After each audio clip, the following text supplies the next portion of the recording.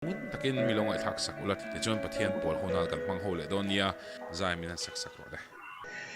sing ta ka thovin ka song thrin che I beleng ve turin ka trung trai na le rung na te chu I ma lo khin sila all pa ka mang ang ao thong hian I nên lo khin se o I chunga ka kholo na te chu hipin za ngai na lan tir ang che nang mai mani châu và him na chu nang mai kan bo chiat na te kenga kan nat na te zo purin thi khenga tuara salen na mi petu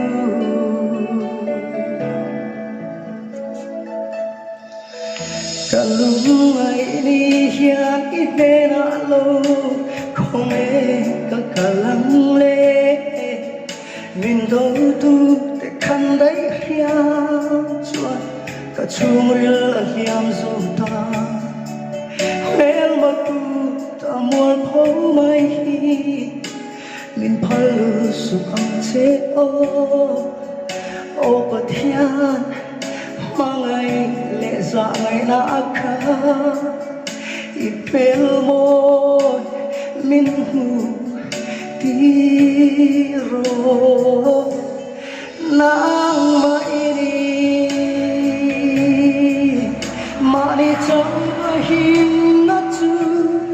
nang mai kan bo chiat na te kenga kan nat na te zo purin thi khenga tuara salen na mi petu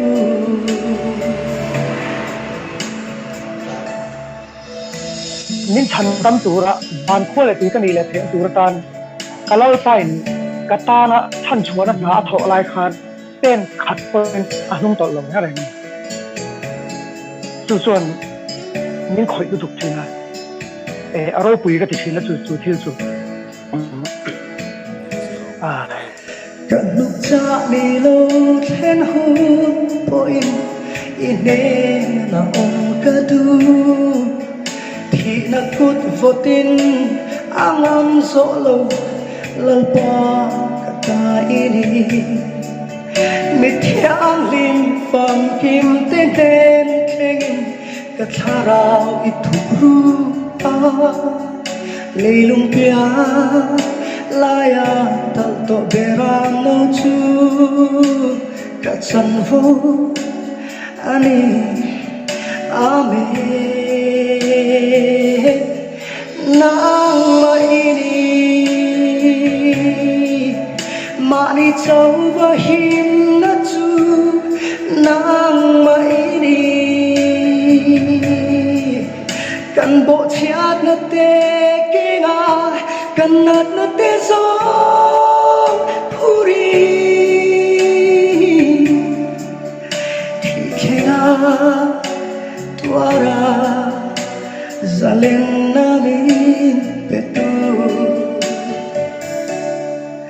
thi khenga tuara salen na min petu